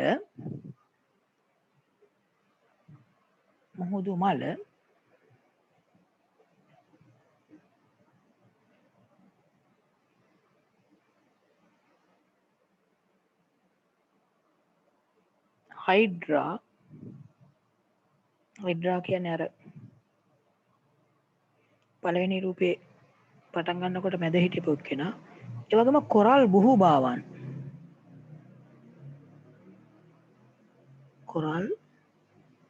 කොරල් පර හදන කට්ටිය බහුභාවන්. කොරල් බහුභාව කියන කට්ටියත් මේ වගේ ස්වභාවයක් තියෙන ගොඩක් පුංචි ඒ වගේ ස්වභාවයක් තියෙන්නේ කොරල් බහුභාවන්. ඒගොල්ලන්ගේ අර සැකිල්ලක් වගේ කොටසක් හැදිලා ඒව තමයි තැම්පත් වෙලා කොරල් පරේ හැදිලා තියෙන්නේ. කොඳුරට පෙරක් නැහැ. නමුත් ඒගොල්ලෝ ශ්‍රාවය කරනවා මේ ඔය කටුවක් වගේ කොටසක් ඒව තැම්පත් වෙලා තමයි කොරල් පරය නිර්මාණය වෙන්නේ. ඊට පස්සේ දැන් එහා පැත්තේ මෙඩුසාකාර හැඩය තියෙන රූපය ඇඳපු කොටුවට පල්ලෙහාත් කොටුවක් තියෙනවනේ. දැන් ඒකේ අපි ගත්තොත් මෙඩුසාකාර කියන අයගේ හැඩය මොන වගේද? මං කිව්වා දිග ආරපු කුඩයක් වගේ හැඩයක්, වක්‍ර හැඩයක් තියෙන්නේ. ඒගොල්ලන්ගේ මුඛය තියෙන්නේ ශරීරේ පහළට වෙන්න. මෙඩුසාකාර පැත්තේ ලියමු පිඩුසාකාර අයගේ රූපය ඇඳපු කොටුවට පල්ලෙහා කොටුවේ දිග හරින ලද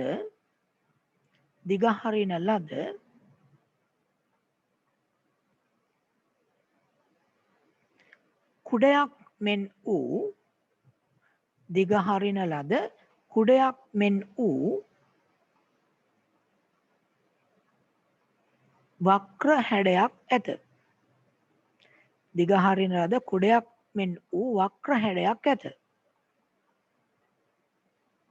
කියන්නේ මෙඩුසාකාර කියන කට්ටියගේ.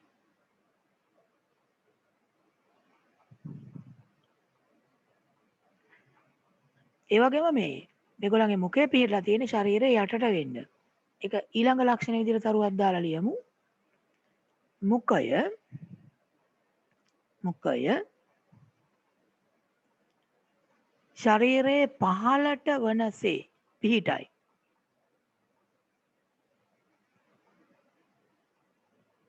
මුඛය ශරීරයේ පහළට වනසේ පිහිටයි.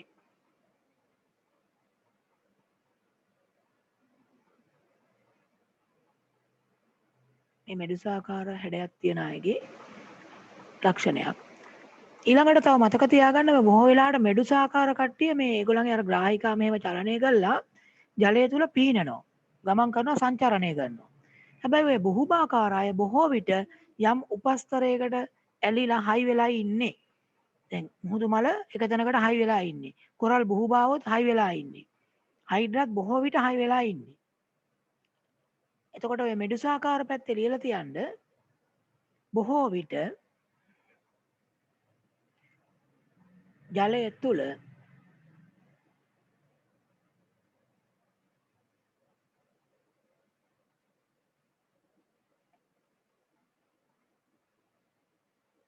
බොහෝ විට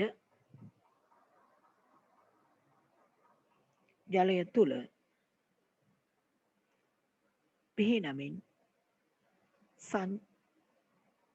පිහිනමින් සංචරණය කරයි.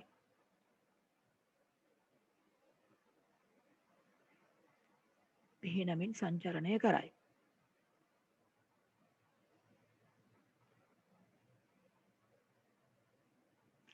අර බහුභාකාර පැත්ත ඉඩ තියෙනවා නම් කියලා තියන්න මේ එක තැනකට ඇලිලා ඉන්න එකට නමක් කියනවා. ඔක හයේදිත් ඔය නම කියලා තියෙනවා. එක තැනකට ඇලිලා ඉන්නවා නම් අපි කියනවා ඔත් ජීවිතයක් ගත කරනවා කියලා. ඔත් ජීවිතයක්. ඔත් කියලා කියන්නේ එක තැනකට වෙලා ඉන්නවා. එර බහුභාකාර පැත්තේ ඒක ලියලා තියන්න පුළුවන් ඉඩක් තියෙනවා නම් එතන පොඩ්ඩක් ලියලා තියන්න. ඔත් ජීවිතයක් ගත කරයි. බොහෝ වෙලාවට එක තැනකට ඇලිලා ඉන්නේ සංචරණය කරනවා අඩුයි. සංචාරණය කරන්න බෑ ගොඩක් අයට. ඔත් ජීවිතයක් ගත කරයි. ඒකත් ඕනනම් අර බහුභාකාර පැත්තේ ලියලා තියන්න.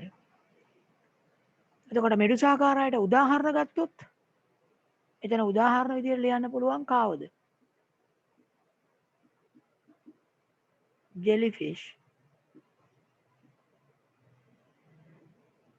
එයාටම කියනවා ලොඩියා කියලා. තව ඉන්නවා එක්කෙනේ සේලියා කියලා. සේලියා මීට වඩා ටිකක් පැතලියා. සේලියා. ජෙලිෆිෂ්ටම තමයි ලොඩියා කියලා කියන්නේ. සේලියා කියන්නේ වෙන එක්කෙනෙක්. ඒ කියන්නේ මෙන්න මේ වගේ නිකන් ස්වභාවයක් තියෙන්නේ. මීට වඩා ගොඩක් පැතලී මෙහෙම. සේලයක් වගේ දිගට මේ අර රැහන් වගේ එල්ලෙනවා. මේ වගේ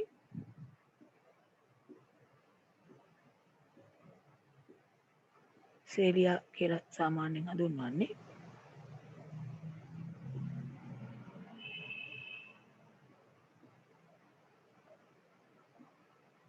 එයාගේ පැතලියෙක් කෙනෙක් ටිකක්. එයාට පිහිනන්න පුළුවන් ඔය සේලයක් වගේ තියෙන කොටස චලනය කරලා ජලය තුල ගමන් කරනවා. සේලියා කියලා කියන්නේ.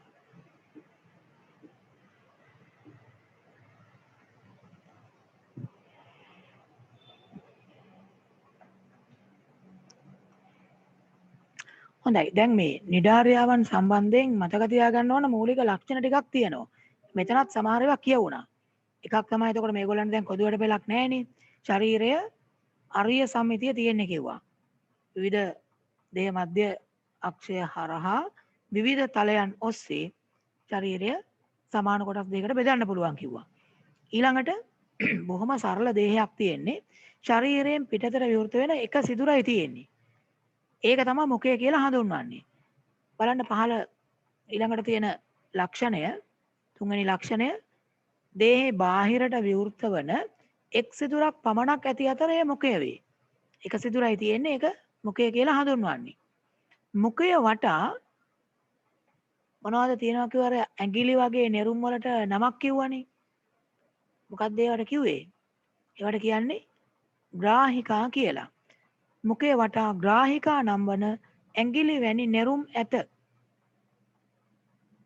මුඛය වටා ග්‍රාහිකා නම් වන ඇඟිලි වැනි නෙරුම් ඇත.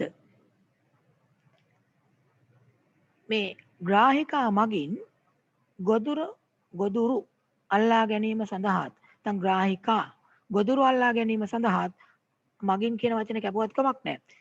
ග්‍රාහිකා ගොදුරු අල්ලා ගැනීම සඳහාත් ආරක්ෂාව සඳහාත් වැදගත් වේ. මේ ග්‍රාහිකා කියන ඒවා ගොදුරු අල්ල ගන්න වැදගත් වෙනවා. මේගොල්ලෝ විලෝපිකයෝ. ඒ කියන්නේ වෙන අයව අල්ලගෙන කන කට්ටිය. මේ ශාක භක්ෂකයෝ එහෙම නෙමෙයි. මේ පොඩි පොඩි සත්තුන්ව තමයි අල්ලන් කන්නේ. මාළුත් අල්ල ගන්න පුළුවන්. එතකොට ඒගොල්ලන් අල්ල ගන්න ඔය ග්‍රාහිකා උදව් කර ගන්නවා. ඊට අමතරව දැන් මේ ඒගොල්ලන්ට හානිදායක සත්තු ආවොත් ඒගොල්ලන්ට පහර දෙන්න මේ ග්‍රාහිකා පාවිච්චි කරනවා. නිසා ආරක්ෂාවටත් වැදගත් වෙනවා. ග්‍රාහිකා මත පිහිටි ඊට පස්සේ තියෙනවා මේ ග්‍රාහිකා මත පිහිටලා තියෙනවා අර මං කියන්නේ මේ විෂ කටු වර්ගයක්. ඒවා නිසා තමයි අර ගොදුරකට මේ ගොදුරකට හරි එයාට හානි කර කෙනෙකුට හරි පහර දුන්නොත් හානියක් වෙන්න පුළුවන්. ඒ දංශක කෝෂ්ඨ කියලා තමයි ඒ විෂ ශ්‍රාවය කරන උඩා කටු වගේ වට කියනවා. දංශක කෝෂ්ඨ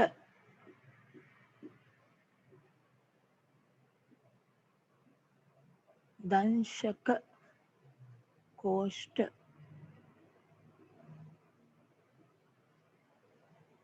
දංශක කෝෂ්ඨ ග්‍රාහිකා මත පිහිටි දංශක කෝෂ්ඨ ඒ වචනේ හයිලයිට් කරන්නකෝ. දංශක කෝෂ්ඨ කියන එක දංශක කෝෂ්ඨ නම් වන ව්‍යුහ මගින් විෂ ශ්‍රාවය කර ගොදුරු අඩපණ කරයි. විෂ ශ්‍රාවය කර ගොදුරු අඩපණ කරයි. දංශක කෝෂ්ඨ කියන වචනේ හයිලයිට් කරන්න.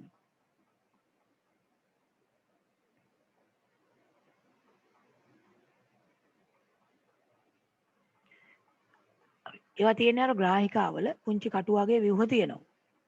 ඒ විෂ තියෙනවා. දැන් ඔය නිඩාරියා කාණ්ඩයට අයිති කොරල් බුහුබාවන් තමයි කොරල් පර නිර්මාණය කරන්නේ. ඒ නිඩාරියා කාණ්ඩයට අයිති කොරල් බුහුබාවන් මේ කොරල් පර එහෙම නැත්නම් ගල්මල් කියලා අපි කියන්නේ. කොරල් එහෙම නැත්නම් ගල්මල් නිර්මාණය කරනවා. ඒක අන්තිම වාක්‍ය සම්පූර්ණ කරන්න පුළුවන් එහෙනම් නිඩාරියා කාණ්ඩයට අයත්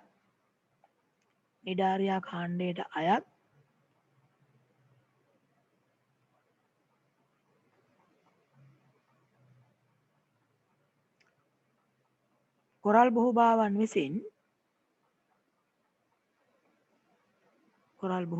විසින්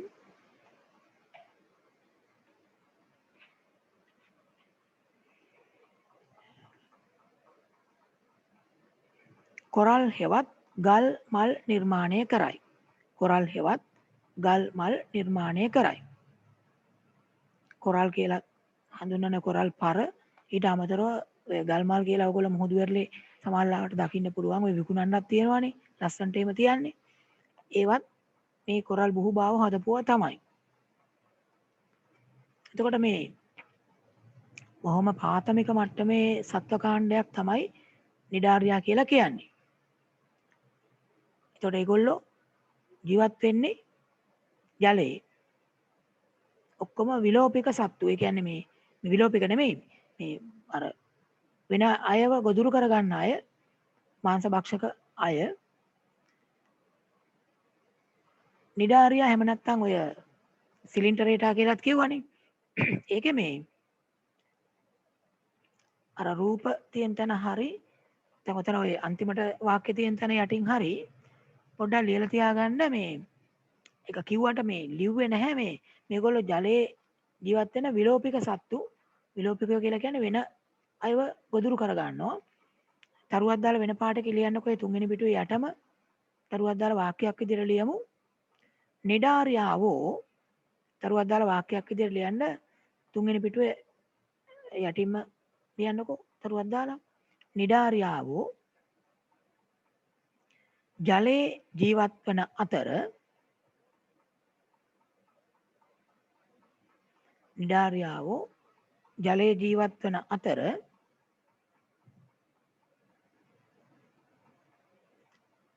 වෙනත් සතුන්ව වෙනත් කුඩා සතුන්ව ගොදුරු කරගන්නා වෙනත් කුඩා සතුන්ව ගොදුරු කරගන්නා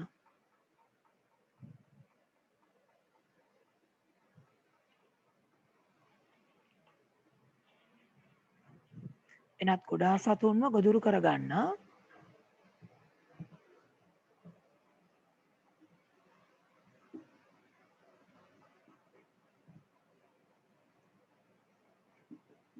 විලෝපිකයන් වේ.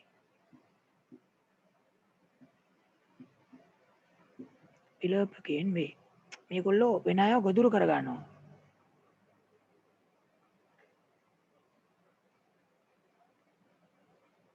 විලෝපික සත්තු කියලා මේගොල්ලන්ට කියන්නේ. ඒ කියන්නේ කොහොමත් පොදුවේ වෙනත් අයව ගොදුරු කරගන්න අයට විලෝපිකෝ කියලා තමයි කියන්නේ. මේ ගොඩක් අය ජීවත් වෙන්නේ ඔය සාගරේ මුහුදේ. මුහුදු ජලයේ මේගොල්ලන්ට ජීවත් වෙන්න පුළුවන්කම තියෙනවා.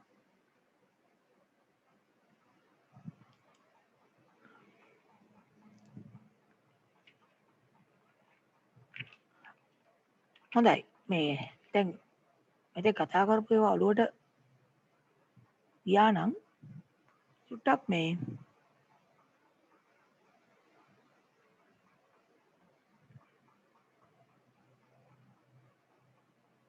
මෙතේ කතා කරපු දේවල් ටික ඔළුවට ගියා නම්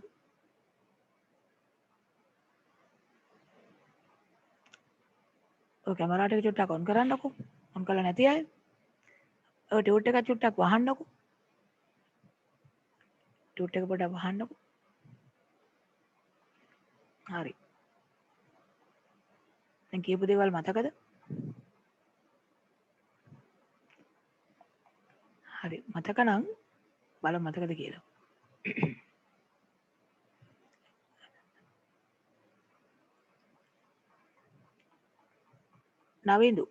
නවින්දු මයික් එක ඔන් කරන්නකෝ. මට කියන්නකෝ බලන්න මේ සත්තු වර්ග කරනකොට මුලින්ම ප්‍රධාන කාණ්ඩ දෙකකට වර්ග කරානේ.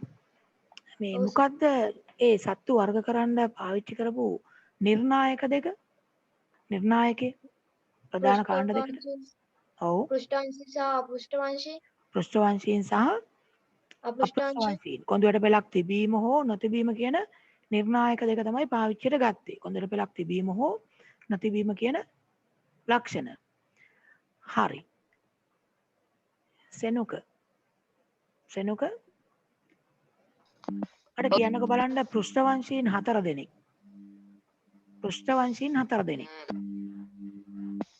බල්ලා බල්ලා නම් ඇහුණා. මිනිසා සිංහයා. බල්ලා මිනිසා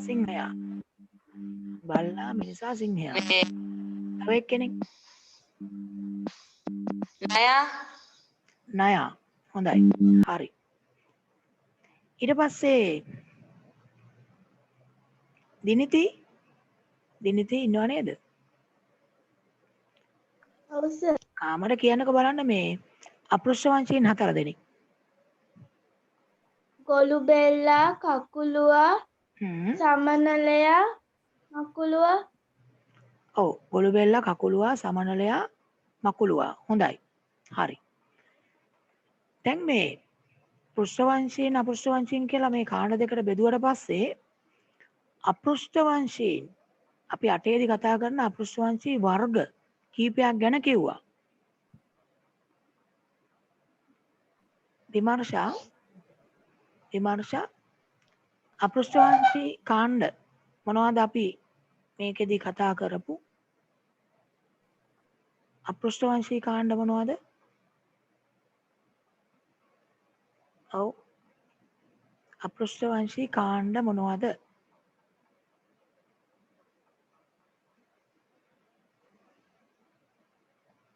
ඔව් විමර්ශා ඔන් කරන්න පුළුවන් මයික් එක.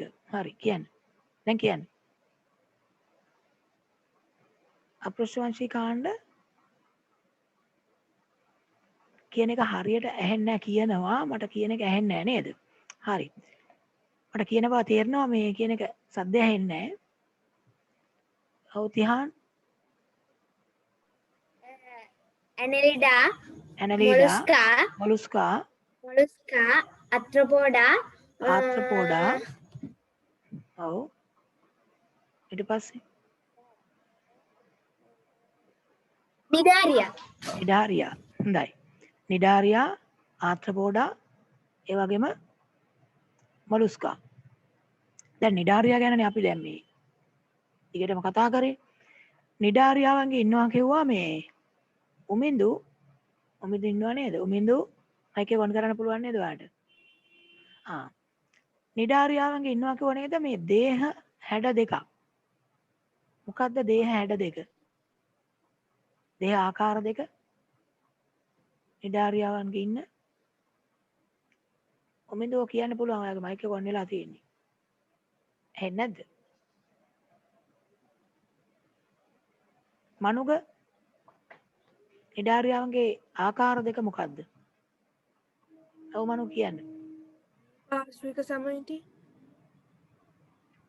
මොකද්ද පාර්ශ්වික සමමිති නෑ නෑ මං ඇහුවේ දේහ හැඩ දෙක ආකාර දෙකක් ඉන්නවා කියන්නේ ඇඟේ හැඩය අනුව අපි දැන් අන්තිමට කතා කරේ මොකද්ද ආකාර දෙක ඔව් මොලුස්කා හැඩේ එහෙම හැඩයක් කිව්වද සිතුකි ඔව් මයික් එක ඔන් කරලා කියන්න බලන්න බුහුබාකාර හැඩය, ඔව් හොඳයි මෙඩුසාකාර හැඩය හරි මෙඩුසාකාර හැඩය. හරි බහුභාකාරයි මෙඩුසාකාරයි හරි බහුභාකාරයට උදාහරණයක් මතක් කරගන්න බලන්න කාටද පුළුවන් බහුභාකාර කට්ටියට උදාහරණයක් බහුභාකාරයට ඔව් කියන්න බලන්න මුහුදු මල හොඳයි හරි ඖෂධ ඔව් බහුභාකාර කට්ටියකට තව උදාහරණයක් බහුභාකාර හැඩයේදී මුහුදු මල, හරි මුහුදු මල හරි තව එකක් මතක් කරන්න බලන්න හයිඩ්‍රා, හොඳයි හයිඩ්‍රා හොඳයි හරි මෙඩුසාකාර හැඩය කියලා තව හැඩයක් කිව්වනේ ඩිලාන් මෙඩුසාකාර හැඩය තියෙන කෙනෙක් මතක් කරන්නකෝ කාටද තියෙන්නේ ඔව් කියන්නේ ජෙලිෆිෂ් හොඳයි හරි ජෙලිෆිෂ් ගන්න පුළුවන් අපිට ඒගොල්ලන්ට තියෙන්නේ මූභාකාර මේ මෙඩුසාකාර හැඩය ජෙලිෆිෂ් ඇරුණාම තව ඒ හැඩය තියෙන එක්කෙනෙක් ගැන කිව්වා සේලියා කියන එක්කෙනා නේද මතකයි නේද හරි හොඳයි සේලියා දැන් මේ සමමිතිය මේගොල්ලන්ගේ තියෙනවා කිව්වේ මොන සම්මිතියක්ද ඔව් සම්මිතිය මොන සම්මිතියක්ද කිව්වේ මතකයිද උස්සන්න බලන්න ඔව් නිසල් මොන සම්මිතිය? අරිය සමමිතිය. හොඳයි. අරිය සම්මිතිය. හරි. අරිය සම්මිතිය. එතකොට මේ අර මුඛය වටේට තියෙනවා කියවන ඇඟිලි වගේ නෙරුම් අන්න ඒවට කියපු නම මොකද්ද? මතකද? ඔව් මතකයි. අද උස්සන්න බලන්න. හරි. කියන්න බලන්න. නිසයුරු. ඔව්. ග්‍රාහිකා ග්‍රාහිකා. හොඳයි.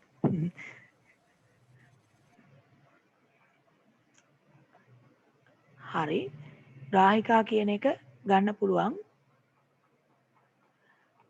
ඒක තමයි මුඛේ වටේ තියෙන. ග්‍රාහිකා වලින් කරන වැඩේ මතකද?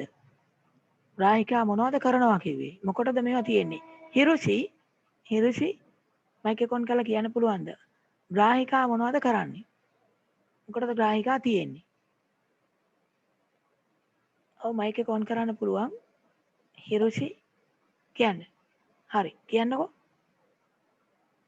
සත්තුම ගොදුරු කරගන්න. ඔව්. එකක් තමයි ගොදුරු කරගන්න පුළුවන් සත්තුම. ඔව්. හොඳයි. ගොදුරු කරගන්න පුළුවන්. ඊට අමතරව තවත් වැඩක් කරනවා කිව්වා. කාට හරි මතකද? ඔව් පූජනී වෙන මොනවද? ඔව් ජීවය අඩපණ කරනවා. ඒ කියන්නේ විෂ ශ්‍රාවය කරලා. හොඳයි. ගොදුරු අඩපණ කරනවා. ගොදුරු අල්ල ගන්නවා. ආරක්ෂාව සඳහා වැදගත් වෙනවා. ඒ වගේ දේවල් ගන්න පුළුවන්. හොඳයි. දැන් මේ අපි එක කාණ්ඩයක් ගැන තමයි අද කතා කරේ. මේ ඒ කියන්නේ නිඩාරියා කියන වර්ගයට අදාළව. මම අර කලින් කිව්වා වගේ දැන් ඕගොල්ලන්ගේ ගෲප් එකට දාලා තියෙනවා පහුගිය 7ට අදාළ ප්‍රශ්න පත්‍රයක්. ඒක උත්තර ලියන්න කොලේක උත්තර ලියලා දවස් 5ක් වගේ ඇතුළත මේ උත්තර ලියලා ඒක ඔෆිස් එකට බාර දෙන්න පුළුවන් නම් හොඳයි. ඊට අමතරව දැන් මේ අපි ඉවර කරපු පාඩම තියෙනවනේ 8. අන්නේ පාඩමට අදාළව මේ සතිය ඇතුලේ ගෲප් එකට මම දානවා පොඩි ඔන්ලයින් ටෙස්ට් එකක්. අපේ අර CBT වගේ එකක්. CBT මතකනේ? දැන් අමතක වෙලත් ඇති. CBT විදිහේ එකක් ඔන්ලයින් ටෙස්ට් එකක් කරන්න දානවා මේ ඉවර වෙච්ච පළවෙනි පාඩමට අදාළව. ඒක ඔයගොල්ලන්ට මේ ඔන්ලයින්ම කරන්න පුළුවන්. එතකොට ඉවරනට පස්සේ ලකුණු කීයද කියලා වැටෙයි. ඒක ඉස්සරහට කරගෙන යන්න තියෙන්නේ අර සාමාන්‍ය අපි ඔන්ලයින් කරන විදිහටම තමයි. ඒක මේ සතිය ඇතුලේ මම දාන්නම්. ඒතර මේ දවස් ටිකේ ඔයගොල්ලන්ට දාලා තියෙන ප්‍රශ්න පත්‍රය කරන්න ඒක කොලේක කරන්න පුළුවන්. ඔය ටික කළා එහෙමනම් අදට අපි ඉවර කරමු. නෝට් එක එතකොට ලියලා තියන්න ලබන සතිය වෙනකොට අද කරපු ටිකට අදාළ මේ දක්වා ටියුට් එකේ මෙතෙන්ට එනකම් කතා කරපු ටික දක්වා ටික සටහන් සම්පූර්ණ කරලා තියන්න. එහෙනම් අදට අපි මේ ටික කළා ඉවර කරමු. හැමෝටම ආයුබෝවන් සුබ රාත්‍රියක්. අයිබෝන් සර්. අයිබෝවන් සර්. Night sir. නයි. Thank you sir.